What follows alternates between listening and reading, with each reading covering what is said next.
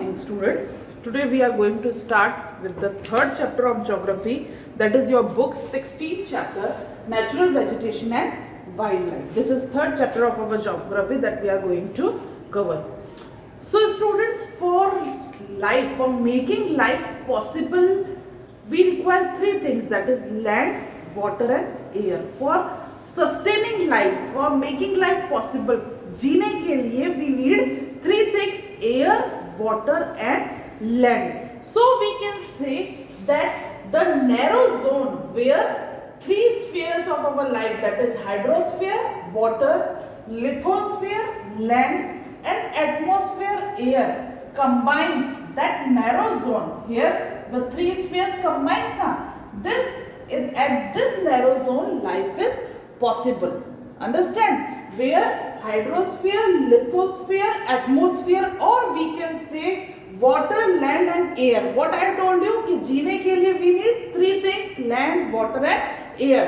तो ये तीनों चीजें जिस जगह पाई जाती है, मिलती है, अवेलेबल है, या जहाँ पे ये तीनों जोन इंटरेक्ट करते हैं, मिलते हैं, मीटिंग पॉइंट है, उस मीटिंग पॉइंट पे इस स्फीयर में ही लाइफ पॉसिबल है. Because if we have land, no water, then life is not possible. If we have land and water but no air, then also life is not possible. Life is possible at the zone, at a narrow zone, at a point where all these three things are available. And all these three things are available at this zone, and this zone is called as biosphere. So the narrow zone where hydrosphere, lithosphere and atmosphere interacts with each other, meets, that point is called as biosphere, and life is possible on biosphere because all these things are available in biosphere. Understand, students? Now we see life in the form of plants and animals in this biosphere. Life कैसे देखने को मिलती है, किस रूप में, किस form में, किस फेस में देखने को मिलती है? In the form of human beings, animals and plants. Natural vegetation is also a living thing, you know na beta.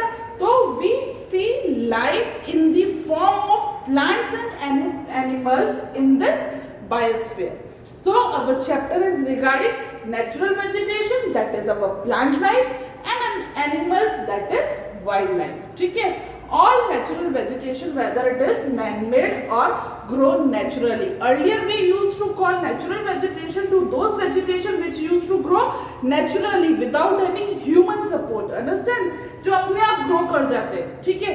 But now human beings reach to every level, so we used to call that modified or human-made things also natural vegetation. So in this chapter we are going to study about natural vegetation, that is plant life, our flora, and wildlife, that is our fauna or animal life. And these things are available in our biosphere because here all the three requirements of life is available. Okay students, now ecosystem, the interaction between the organism and their physical environment in a particular area, means when these animals or plants interact with their physical environment. Understand beta? जब कोई animal जो जहाँ पे रह रहा है, suppose we can take example of polar bear. Polar bear are found in snowy area, hilly areas जहाँ पे बहुत ज़्यादा बर्फ available है. तो when the polar bear जो जहाँ जिस एरिया में रह रहा है, उस एरिया में जो प्रेजेंट है living things, non living things, उनके साथ कैसे इंटरेक्ट होकर अपनी लाइफ को पॉसिबल बनाता है, तो वो उस पोलर बियर का क्या हो गया, इको सिस्टम हो गया. Like fish are available in water, तो वाटर में इंटरेक्ट करती है, वाटर ऑर्गेनिज्म से, वहीं से फूड अवेलेबल होता है, वहीं उनका रहने का शेल्टर होता है, तो वो क्या है, इको सिस्टम है. तो when there is a interaction between any organism and the physical environment of a particular area where that organism is found, that environment is called as ecosystem for that particular organism. Understand beta? Now let us further move to our natural vegetation and wildlife importance. Here in page number 104, right hand side, here it is given, natural vegetation and wildlife are very important and useful natural resource. Obviously our life, our whole life revolves around these things. We are dependent on our wildlife, animal life, we are dependent on natural vegetation for our requirements. What they provide us? They provide us this natural vegetation provides natural habitat for animals, ठीक है, रहने की जगह. Then provide oxygen essential for life. Oxygen कहाँ से मिलती है? Plant से मिलती है. Further protect soil from leaching. जो ट्रीज है, बड़ी बड़ी ट्रीज, उनके रूट्स क्या है? सॉइल को बांध के रखती है, उसको सॉइल इरोजन होने से रोकती है. And further it is a very useful thing और importance of our natural vegetation. Helps to store underground water. Underground water को भी जो है ये चीजें बांध कर रखती है. Provide a large variety of products from trees. We get lots of our required things from trees. So like that this natural vegetation and wildlife are very important to us. तो यहाँ तो चैप्टर क्लियर है. Biosphere कहाँ है, क्या है? जहाँ पे ये तीनों चीजें अवेलेबल है और जहाँ पे लाइफ पॉसिबल है. लाइफ किस फॉर्म में मिलती है? प्लांट्स और एनिमल्स में. And our chapter is about plant and animal life, natural vegetation and wild life. Ecosystem, when any organism interact with the physical environment available in a particular area, that is called as ecosystem. And this natural vegetation and wildlife are very important for us. We are totally dependent for our life on this natural vegetation and wildlife. Now let us move to our next topic, that is distribution of natural vegetation. Now मतलब means हम एक एक करके देखेंगे. पहले पूरा natural vegetation समझेंगे, फिर wildlife को समझेंगे. तो now we are taking one by one both the terms. First we are taking the distribution of natural vegetation. Distribution of or types of natural vegetation. ठीक है, distribution means types of natural vegetation. तो बेटा according to, as we all know that we have different climatic condition at different places. Different varieties of soil are found. In northern plains we have alluvial soil. In central plateaus Deccan plateaus we have black soils. So at different places we are having different varieties of soil, different climatic condition, different amount of rainfall is available, means different amount of water is available at different place. So we have different types of natural vegetation according to the availability of soil, climate and water. We have different type of natural vegetation at different states or different countries or different places. Understand बेटा? According हम means अलग अलग जगहों पे अलग अलग soil की वजह से, क्लाइमेटिक कंडीशन की वजह से या वाटर अवेलेबिलिटी की वजह से बेटा अलग अलग तरीके के प्लांट्स या हम कह सकते हैं नेचुरल वेजिटेशन हमको देखने को मिलती है. Some places we have large trees, some places we have small trees, some places we have grasses, some places we have deserts. We don't have trees, we have trees at a very distance places. So all these things are because of availability of water, rainfall, availability of soil and we can say different climatic conditions. Some areas are hot, some areas are cool, some areas are moderating, not so hot, not so cool. So these are the factors which affect the natural vegetation or distribution of natural vegetation of any area. So basically in your book 3 kinds of natural vegetations are given, that is natural vegetation in the form of forest, then grassland, then shrubs. 3 broad categories are given. First we are going to see the forest.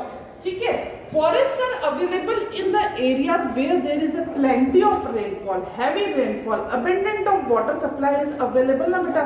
There we found forest. Forest means big large trees, means trees की जब canopies या जो highest peak point है आपस में touch करे, बिल्कुल close में, मीन्स ट्रीज ग्रोन हो, जंगल की तरह हो, that is called as forest. और फॉरेस्ट कहाँ अवेलेबल होता है? जहाँ पे हॉट ह्यूमिड क्लाइमेट होता है, बहुत सारी रेनफॉल होती है, अबंडेंट ऑफ वाटर अवेलेबल होता है. There we found forest. Now forest are further classified into tropical forest and temperate forest. Tropical forest. There is a further classification of tropical forest into tropical evergreen forest and tropical deciduous forest. Tropical forests are found in the areas where there is a rainfall but less rainfall than we can say main forest, but rainfall is available in a good quantity. There we found the tropical forest at hot and humid areas. Let me explain through this diagram of earth to you. Beta, this is our diagram of earth. This is our line of equator, that is 0 degree Celsius. And what I told you, tropical forests are also two types: tropical evergreen forest and tropical deciduous forest. Tropical evergreen forest are found near to equator, equator के just past में, जो अपन कह सकते हैं 0 degree से लेकर 10 degree north और 10 degree south में भी फाउंड ट्रॉपिकल एवरग्रीन फॉरेस्ट. अगर इस जगह से आगे मूव करेंगे 10 to 23 degree, here we found tropical deciduous forest. 0 degree से लेकर 23 डिग्री नॉर्थ और 23 डिग्री साउथ का ये area, this area is called as tropical areas. Understand? Equator के इस पास के एरिया को अपन बोलते हैं ट्रॉपिकल एरिया. यहां से मूव करेंगे तो आएगा टेम्परेट एरिया. तो बिल्कुल जो ट्रॉपिकल एरिया है, इस एरिया में जो है we found tropical evergreen forest. और इस एरिया से सब ट्रॉपिकल एरिया की तरफ आगे मूव करेंगे तो यहाँ पे ट्रॉपिकल डेसिडियस फॉरेस्ट, यही नॉर्थ में, यही साउथ में. ठीक है, तो this is called as tropical evergreen forest. This is called as in this area we found tropical deciduous forest. So for growing these trees we need plenty varieties of rainfall, good hot and humid climate. Then the tropical evergreen and tropical deciduous forests are found. Here some examples are given of trees. In tropical evergreen forest you found ebony, mahogany, rosewood, rubber and ironwood trees, whereas in tropical deciduous forest you will find teak, shal, sisam, sandalwood and bamboo trees. Now the second classification of forest is temperate forest, or we can say temperate deciduous forest. Deciduous forest are of two types: tropical deciduous forest and temperate deciduous forest. So temperate deciduous forests are found in the areas, or we can say in the latitude 23 degree to we can say nearby 66 degree north and 66 degree south.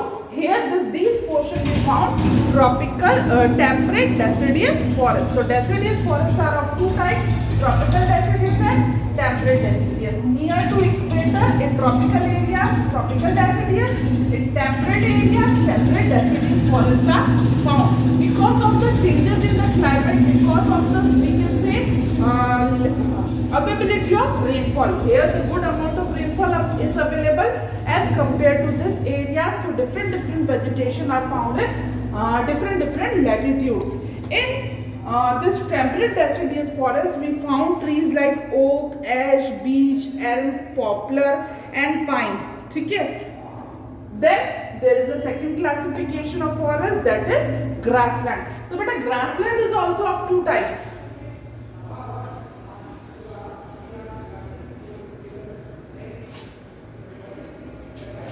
Grassland is also of two types, that is tropical grassland and temperate grassland. The same thing, tropical grassland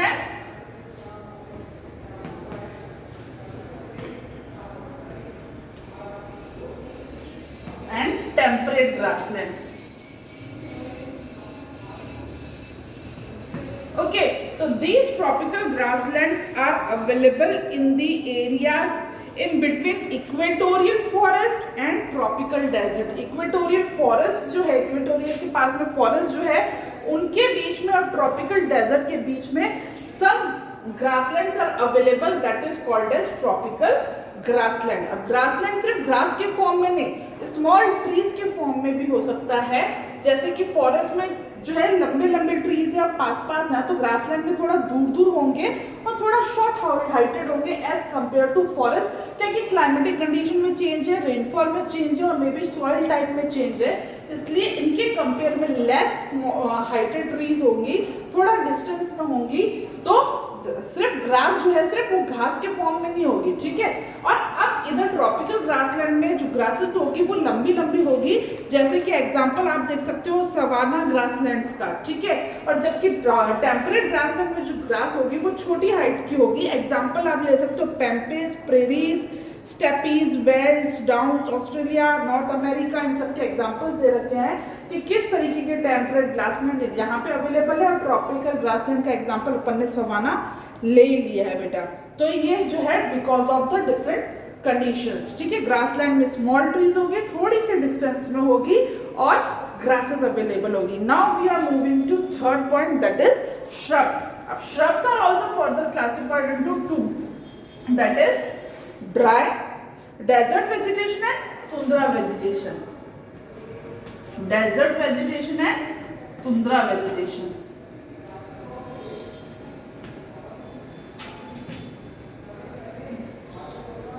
But these desert vegetation, we can take the example of Rajasthan. In Rajasthan, in desert areas, we found trees like cactus. ठीक है, तो why? Because here there is a very less, desert areas में बहुत ही कम जो है rainfall होती है, जो सॉइल है उसमें मॉइस्चर भी कंटेंट कम होता है. तो यहाँ पे जिस तरह के ट्रीज जो अपन को देखने को मिलती है बहुत डिस्टेंस पे, एक कैक्टस का प्लांट यहाँ मिल गया तो बहुत दूर मिलेगा. उनकी हाइट भी कम होती है और उनकी जो लीव्स होती है ना वो वैक्सी होती है. वैक्सी मतलब जो है अपन कह सकते हैं वैक्स क्रेयॉन्स यूज करते हैं ना, उस तरह की लीव्स होती है. क्योंकि क्या है यहाँ पे वाटर की कमी है तो लीव्स से जो है ट्रांसपिरेशन या इवेपोरेशन ना हो सके. हर समय क्या होता रहता है प्लांट से इवेपोरेशन, ये प्रोसेस पूरा चलता है ना बेटा फोटोसिंथेसिस का. बट यहाँ की जो लीव्स होती है प्लांट्स की वो वैक्सी होती है क्योंकि यहाँ पे इवेपोरेशन ताकि उनमें से न हो सके, क्योंकि यहाँ पे क्या है ऑलरेडी जो है वाटर अवेलेबिलिटी बहुत ज्यादा कम है. तो यहाँ किस तरीके के प्लांट्स देखने को मिलते हैं हमको, that is like waxes coated leaves, thick spongy stems, long roots. These vegetations are found in example Rajasthan and all this area. जबकि जो तुंद्रा वेजिटेशन है ये हमको देखने को मिलती है नॉर्थ अमेरिका में, यूरेशिया में. जो हाई एल्टीट्यूड माउंटेन्स है ना बेटा, उन बड़े बड़े माउंटेन्स में जो है एक कह सकते हैं छोटे छोटे गार्डन्स मिडोज की तरह देखने को मिलते हैं. That is in tundra region, that is in cold region. High mountains में क्या होगा वेजिटेशन जो वो होगा, क्लाइमेट होगा वहां पे ठंडा. तो ये होगा हॉट प्लेसेस पे. This shrubs are found in desert areas, that is tropical areas or hot areas. This kind of tundra vegetation or shrubs are found in the cold areas, in high altitudes, in high mountains, and here it is found in the form of meadows, मतलब grasslands या gardens के रूप में हमको high mountains पे देखने को मिलता है. So these are the different types of natural vegetation.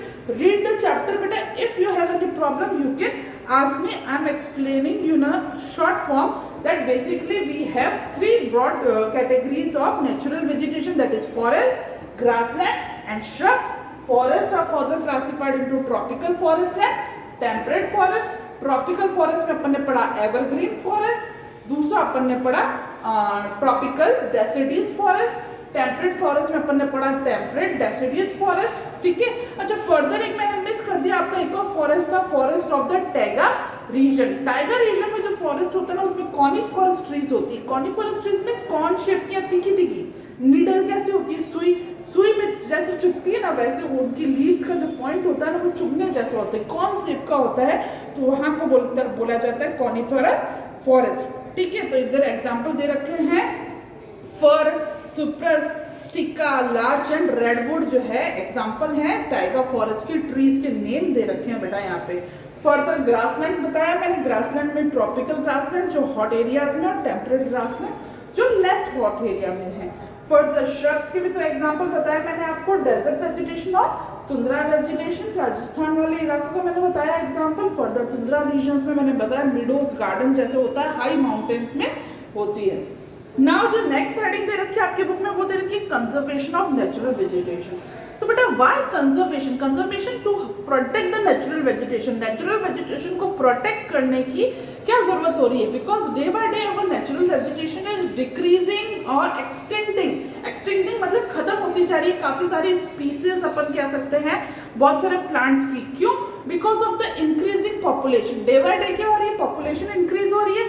Population increase हो रही है तो डिमांड फॉर हाउस या कह सकते हैं वर्क फॉर एम्प्लॉयमेंट, तो क्या होता है जंगलों को क्लियर किया जा रहा है. वहां पे फैक्ट्रीज इंडस्ट्रीज बनाई जा रही है, शेल्टर्स हाउसेस बनाए जा रहे हैं. ठीक है, तो इस तरीके से पॉपुलेशन इंक्रीज होने की वजह से, एम्प्लॉयमेंट रिक्वायरमेंट इंक्रीज होने की वजह से, फूड रिक्वायरमेंट इंक्रीज होने की वजह से ह्यूमन बींग्स क्या करते जा रहे हैं? फॉरेस्ट को कट करते जा रहे हैं और इस प्रोसेस को कहा जाता है डिफॉरेस्टेशन, कटिंग ऑफ फॉरेस्ट, तो कहीं ना कहीं हमारी हेल्थ के लिए भी नेगेटिव इम्पैक्ट है, बिकॉज वी गेट एयर और oxygen from our natural vegetation. तो डे बाय डे जो है हमारी नेचुरल वेजिटेशन एक्सटेंड होती जा रही है। और ये रीजन नहीं है, काफ़ी बार क्या होता है फॉरेस्ट फायर लग जाती है, या एनिमल्स जो इंसेक्ट्स है वो जो है हमारी, जैसे अपन ये बोल रहे हैं कि अभी जो है हमारी फसल को या जो हमारे फील्ड्स को डिस्ट्रॉय किया, टिड्डी जो आई थी, इजंट इट बेटा।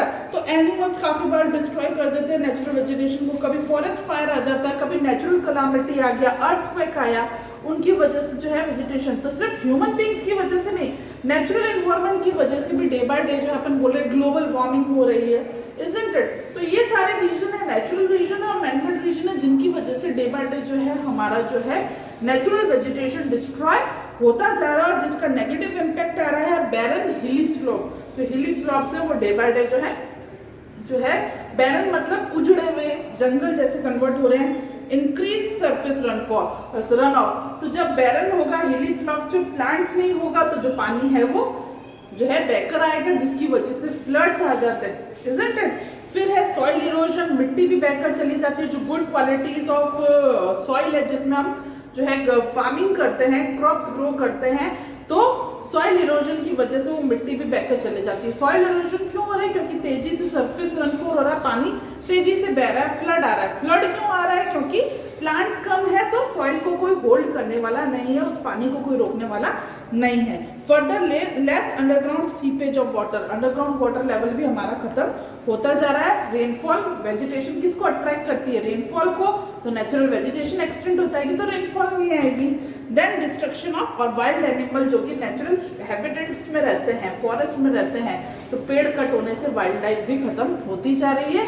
And our life is totally dependent on natural vegetation and wild life. तो एक तरफ नेचुरल वेजिटेशन खत्म हो रही है, नेचुरल वेजिटेशन की खत्म होने की वजह से वाइल्ड लाइफ खत्म हो रही है, and we get maximum of life requirement things from natural vegetation and wild life. तो this is very dangerous for human life और the form of life that is available in our biosphere. तो अगर हमने इनको protect नहीं किया, conserve नहीं किया, तो लाइफ जो है अर्थ से धीरे धीरे खत्म होती चली जाएगी। तो we need to conserve the natural vegetation. Here in page number 7 left side में आपके स्टेप्स भी दे रखे हैं कि what are the steps to conserve the natural vegetation. Number 1 दे रखा है protecting the forest reserve. Forest reserve को प्रोटेक्ट करके हम जो है फॉरेस्ट को कट ना करके उनको प्रोटेक्ट करके जो है हम नेचुरल वेजिटेशन को सेव कर सकते हैं। Increasing the area under forest cover, उल्टा हम और ज्यादा पेड़ लगा के फॉरेस्ट को और बढ़ा सकते हैं। Further decreasing the practice of shifting cultivation. Shifting cultivation एक फार्मिंग की प्रैक्टिस होती है बेटा, जिसमें किसान क्या करते हैं, फॉरेस्ट के एक हिस्से को कट करके वहां पर जो है वो खेती करते हैं। 4-5 साल तक वहां करेंगे, फिर वहां से फिर दूसरे हिस्से में फॉरेस्ट को वहां पे क्लियर करके इस तरह से शिफ्ट कर करके फॉरेस्ट को कट करके वो लोग फार्मिंग करते हैं। तो इस चीज को रोकना चाहिए ताकि जंगल नष्ट न हो, फॉरेस्ट खत्म नहीं हो। Then a planting edible trees to make provisions for future need. और फ्यूचर नीड को देखते हुए, अपने आने वाली लाइफ को, जनरेशन को देखते हुए हमें और से और प्लांट करने चाहिए trees. Encouraging social foresting, even ऐसे सोशल फेस्टिवल्स रखने चाहिए जिसमें सब लोग मिलकर एक साथ जो है प्लांट्स लगाएं। तो इस तरह के स्टेप्स जो है गवर्नमेंट लेकर, ह्यूमन बींग्स में अवेयरनेस क्रिएट करके, बच्चों को स्कूल में नॉलेज देके जो है कि what are the benefits of protecting the natural vegetation, or planting the tree, or for doing the afforestation, what are the negative impact of deforestation। तो इस तरीके से अवेयरनेस क्रिएट करके we can conserve the natural vegetation। तो इस portion में अपन ने क्या पढ़ा कि what are the causes of decreasing of natural vegetation और extending of natural vegetation। तो हमने पढ़ा पॉपुलेशन की वजह से, अनएम्प्लॉयमेंट की वजह से, ज़्यादा से ज़्यादा इंडस्ट्रीज ग्रो होने की वजह से, अर्बनाइजेशन की वजह से, ठीक है। फिर हमने इसके नेगेटिव इम्पैक्ट पढ़े कि अगर हम इनको प्रोटेक्ट नहीं करेंगे तो क्या हो सकता है। फर्दर हमने पढ़ा कि what are the steps to conserve the natural vegetation. तो here our one topic that is natural vegetation ends. अब यहाँ से शुरू हो रहा है second topic that is wild life. तो बेटा जैसे अपन ने वेजिटेशन में पढ़ा ना कि अलग अलग सॉइल टाइप की वजह से, क्लाइमेटिक कंडीशंस की वजह से जो है अलग अलग तरह की नेचुरल वेजिटेशन देखने को मिलती है, तो वाइल्ड लाइफ के साथ भी सेम होता है। अलग अलग रीजन्स में अलग अलग क्लाइमेटिक कंडीशन की वजह से हमको वाइल्ड लाइफ भी अलग अलग देखने को मिलती है। जो पोलर रीजन है वो बर्फीले एरिया में मिल रहा है, वो राजस्थान के डेजर्ट्स में नहीं मिलेंगे, क्योंकि पोलर रीजन को सर्वाइव करने के लिए क्या चाहिए, कोल्ड एरियाज चाहिए, स्नो चाहिए, तो वो डेजर्ट में कैसे सर्वाइव करेगा। उसी तरह से कैमल जो डेजर्ट में सर्वाइव कर सकता है वो कोल्ड एरियाज में सर्वाइव नहीं कर सकता है। तो अलग अलग एरिया के हिसाब से, क्लाइमेटिक कंडीशन के हिसाब से वाइल्ड लाइफ भी हमको अलग अलग देखने को मिलती है। अब ये जो फर्दर दे रखा ना बेटा, ये आपको खुद रीड करना पड़ेगा, क्योंकि इसमें सिर्फ और सिर्फ एनिमल्स के नाम दे रखे कि Africa, south America, Australia, Europe, north America, Asia, Antarctica. Till page number 8 तक सिर्फ एनिमल्स के नाम दे रखे कि किन किन कंट्रीज में किस किस तरीके के एनिमल्स होते हैं, अलग अलग जो है वेजिटेशन की वजह से, अलग अलग क्लाइमेटिक कंडीशन की वजह से। तो ये आप खुद रीड करना। अगर कुछ नहीं समझ में आता then you can ask me. Now we are moving to the last topic, that is conservation of wild life. जैसे हमने पढ़ा कंजर्वेशन ऑफ नेचुरल वेजिटेशन, कि नेचुरल वेजिटेशन को प्रोटेक्ट करना जरूरी है, नहीं प्रोटेक्ट करेंगे तो ह्यूमन बींग्स पे क्या नेगेटिव इम्पैक्ट आ सकता है, लाइफ खत्म हो सकती है। स्टेप्स देखिए। उसी तरह से वाइल्ड लाइफ को प्रोटेक्ट करना भी जरूरी है बेटा, because natural vegetation and wild life go hand in hand, go together. ठीक है, इंटर रिलेटेड, इंटरडिपेंडेंट। हम हमारे नीड्स के लिए सिर्फ नेचुरल वेजिटेशन पे डिपेंडेंट नहीं है, वाइल्ड लाइफ पे भी डिपेंडेंट है। तो वाइल्ड लाइफ को भी प्रोटेक्ट करना बहुत ज्यादा असेंशियल है। Nowadays human beings are hunting the animals, animals को हंट किया जाता है, पॉचिंग, उनको बेचा जाता है। हाथी के दांत कितने महंगे बिकते हैं बेटा, बहुत ज्यादा एक्सपेंसिव होते हैं। ठीक है, एनिमल्स की स्किन को बेचा जाता है for show off making the, मतलब घर को डेकोरेट करने के लिए लोग लगाते हैं ना लॉयन की स्किन वगैरह। तो ये सारी चीजें जो है जिनकी वजह से वाइल्ड लाइफ एक्सटेंट हो रही है, उनको रोकना चाहिए। प्लस जो है नेचुरल वेजिटेशन को भी डिस्टिंक्ट होने से रोकना चाहिए, क्योंकि नेचुरल वेजिटेशन जो है वो हैबिटेट है वाइल्ड लाइफ का। ठीक है, तो ये इंटर रिलेटेड है, इसलिए इस तरीके से जो है हमको वाइल्ड लाइफ को भी सेव करना चाहिए। कैसे सेव करना चाहिए? द सेम थिंग स्टूडेंट्स को स्कूल में अवेयरनेस करती है, गवर्नमेंट को ऐसे प्रोग्राम्स चलाने चाहिए, जैसे टीवी पे आजकल आता है सेव टाइगर प्रोग्राम। तो क्या है, एक तरह से जो है एडवर्टाइजमेंट है और कंज्यूमर को अवेयर किया जा रहा है कि tigers are extending day by day, तो we should save our tigers. तो इस तरीके के एडवर्टाइजमेंट के थ्रू, अवेयरनेस प्रोग्राम के थ्रू, एजुकेशन देके, गवर्नमेंट पॉलिसीज के थ्रू, मतलब टाइगर रिजर्व्स खोले जा सकते हैं, ऐसे बायो रिजर्व्स खोले जा सकते हैं जहाँ पे एनिमल्स को सेफली जो है रखा जा सके। तो इस तरीके से अपन वाइल्ड लाइफ को प्रोटेक्ट कर सकते हैं। प्लस यहाँ पे आपके दे रखा है लास्ट में कि साइट्स मतलब convention of international trade in endangered species. ये एक जो अपन कह सकते हैं ऑर्गेनाइजेशन है, इंटरनेशनल बॉडी है, जो एनिमल्स को, जो एक्सटेंट हो रहे हैं, जो एनिमल्स खत्म हो रहे हैं ना, उन एनिमल्स को बचाने के लिए काम करती है ऑर्गेनाइजेशन। ऐसे बायो रिजर्व्स वगैरह खोलती है जहाँ पे उन एनिमल्स को जो है सेव किया जा सके। तो ultimately natural vegetation and wild life both are very essential for our human life, so we should protect them, save them and conserve them. So here our chapter ends. Go through the chapter, read the chapter carefully and ask the queries. If you have any, I will send you the question answers afterwards. Thank you.